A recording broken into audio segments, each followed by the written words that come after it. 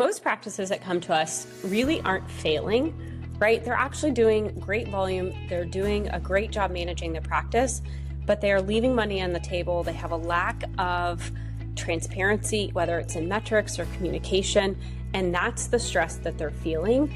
And so when we talk to practice owners who are kind of on that fence of trying to make sure, should they make a change, should they not make a change, it isn't usually whether a new billing company can help, it's just the fear of the pain of switching that they worry about.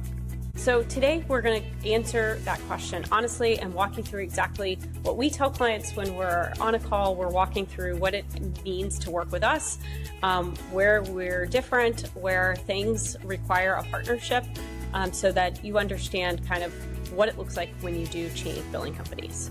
We hear so many times when we talk with practices that they are looking for a new billing company. They're frustrated with either revenue clarity. They don't know why revenue has maybe declined recently, and maybe it's declined for deductibles or claims volume is down, but there's no real transparency or communication about that. And so we often hear clients will say, well, we've been burned by a billing company before, or we're worried about the transition disrupting our cash flow. And what if it's not different from last time? Or how do we make sure and put in accountability loops to make sure that we're all successful together? And so today we're going to go through all of that. And you guys know, so we all know that transitioning billing teams, there is going to be work involved, right? Like it should never come to a surprise that that is a reality check, right? But there is a pain of feeling like there's going to be a loss in revenue, or what does that transition pathway look like, so that you can really understand, okay, here are the steps that need to go in order. And these are the things that I can expect in terms of time commitment, revenue expectation, so that I feel comfortable making a switch. We all know that if you're bleeding 10 to 20% of your revenue because of a broken process, right? Whether that's AR, whether that's accountability when it comes to denials, or whether it's just transparency on the metrics, that it is really, really important that you take care of that now, because that could be costing you 6 figures of income every single year. So before we break down exactly what that looks like and what our process looks like, we want to make sure that you guys know we have a couple resources, right? We have the Patient AR Margin Playbook down below, and we have the eligibility toolkit. We are creating some new resources that are going to be available to you guys. So you can check those out on the links below. So I'm going to go through kind of step-by-step what things look like when we are working with a new client. So first off, we really started to put some steps in place of things that we really need to have in place to be successful. Obviously, working with the right EMR and PM software. So we are agnostic when it comes to software solutions, and we'll take and work with anyone for the most part. There's a few that we won't work with. Athena is one of them, Tibra. I just really think both of those have complexities when it comes to their own workflow and the workflows within the system itself. And, we typically go over kind of those in detail. And then once we've made a determination that we're going to move forward, we are sitting down and working with the clients on a 2 to 4 week onboarding phase. So this is addressing things like workflows from start to finish, right? Claims all the way through patient statements. It is working through payer portals, any sort of EMR, PM software changes, all of that kind of nuts and bolts stuff, again, kind of through an organized spreadsheet that we work through. You guys know my love for a spreadsheet. And so we are also setting up bank reconciliation processes, establishing issue trackers. You guys have heard me talk about these processes. So if your team isn't doing a bank deposit, or you're not doing an issue tracker to manage, again, that accountability for AR, that is a big reason why you end up having AR that increases, right? So how that happens in real life, you don't have a bank reconciliation process, you could be missing checks, or you could be posting money where you've actually not deposited it, or you've deposited money but not actually posted the payment because you're missing an EOB. And so having all of those interconnections work is really, really important. Or how are you getting refund information? Like, do you get refunds for patients? How do you handle that? How do you handle your collection process? Like all of that stuff is important. And we're actually trialing right now. We've in the past kind of had policies and procedures, and we're updating all of those right now just so that we can really understand, with all of the change in technology over the last 12 to 18 months, how can we improve those for our staff? And so really that's where those first few weeks are what we're doing, right? We're aligning those workflows and establishing that relationship. I'm a big believer in kind of weekly team meetings once we hit go live. So day one, right, we're submitting claims immediately. We often hear questions about how is cash flow going to be those first few weeks. So as you guys know, typically the revenue in those first 2 to 4 weeks with a new team is actually dependent on the work of your old AR, right? Because there's a lag. We typically submit claims within that first 24 to 48 hours, meaning as soon as charts are signed, we're scrubbing claims and submitting those within 2 business days. But cash flow is going to be part of what was done with the old AR. So you'll want to make sure that that old AR engine continues and that those old AR claims are being worked. Oftentimes, those are done by the prior billing team. Sometimes those are done by our team. Just depends on how that arrangement looks, and it depends on the practice management softwares. And so that old AR is then managed, and then that's kind of the question around revenue. So then that first 30 days, many of our practices start noticing an uptick in revenue. For example, we just took on a new practice in March. It is April 1st, and they have already emailed saying that cash flow is improved, really just the claim submission process and scrubbing. So it just depends on what issue we're fixing. We, in one practice, they had 700 rejections sitting in their clearinghouse. And so when those were addressed, they obviously saw a huge bump in revenue. I think theirs was over 25% that they saw week after week, actually consistently, because of just the process around rejections. From week one, we're communicating, we're meeting with the staff once a week. So our team is meeting with the staff once a week. And then we love to have everybody on Microsoft Teams if available.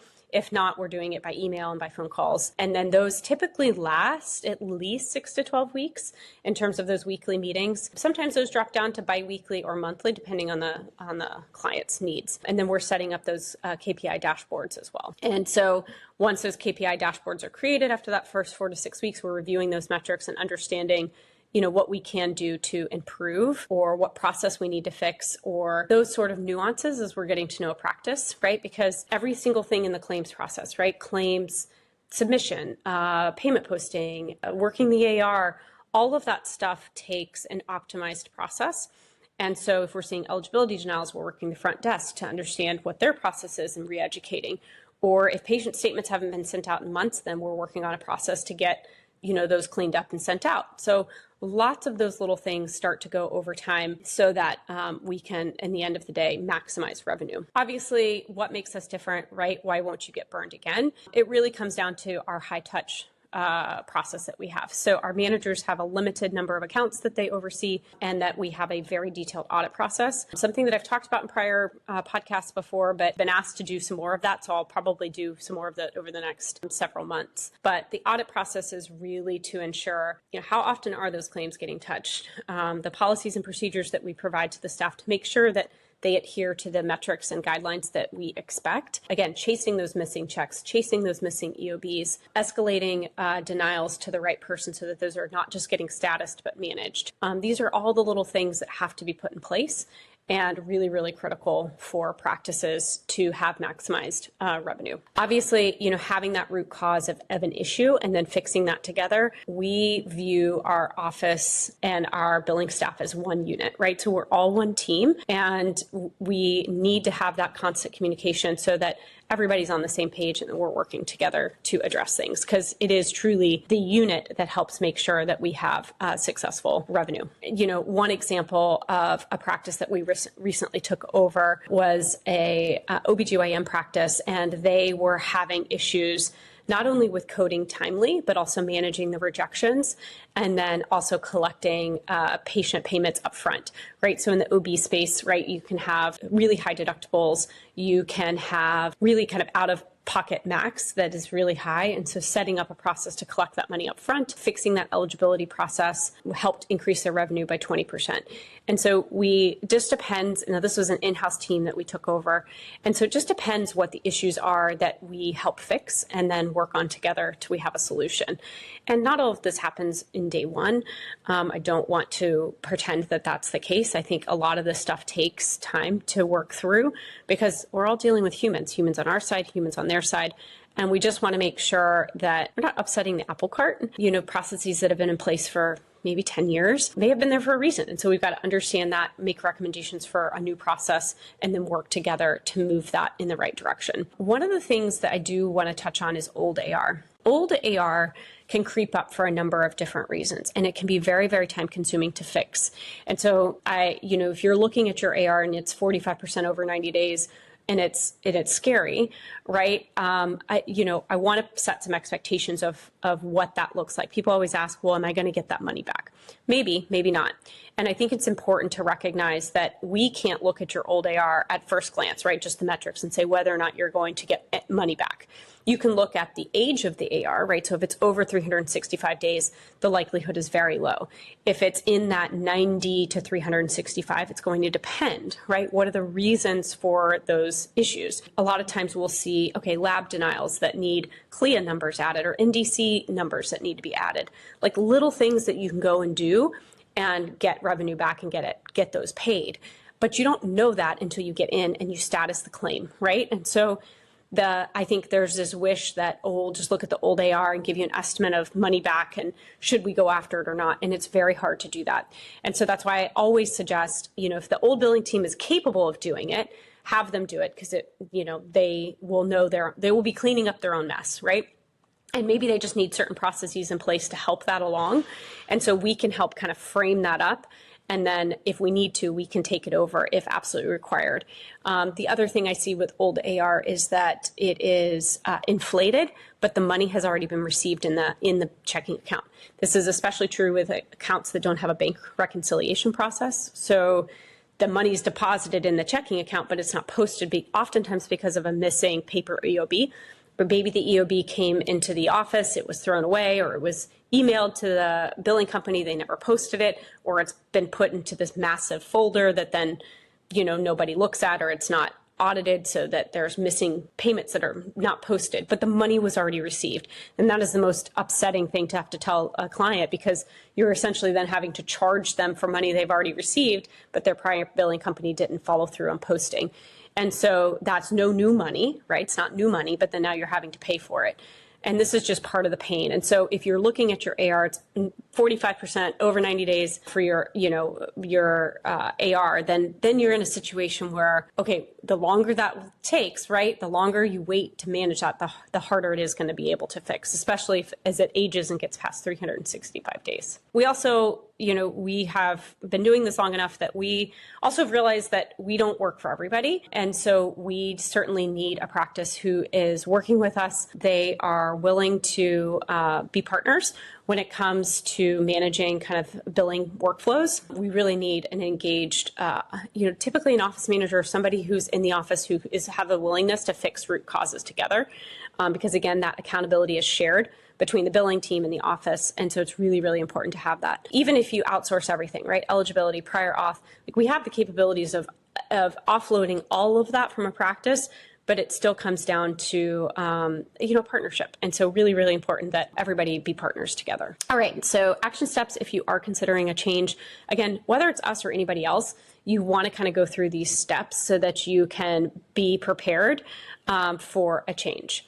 So first things first, you want to ask yourself honestly, do you have an engaged office manager or point of contact who is willing to be the true partner in fixing workflows and making sure that that is designed up front? You'll want to go through, pull your data, pull your denial rates, your write-off reports, trend those charges, adjustments, and receipts, trend your accounts receivable aging buckets, and just see where those numbers fit. And if you're not reviewing those with your current billing team or they're not providing that to you, that's number one for you to address. Now, of course, for us, we will take a look at those as kind of part of our assessment. So If you are looking for a new team, head on over to notrevmd.com and check out that free revenue audit, and we'll take a look at those metrics and just give you an honest feedback. Like we've told practices, I told a practice recently, I don't know, 2 weeks ago, that we weren't the right fit because their metrics looked okay.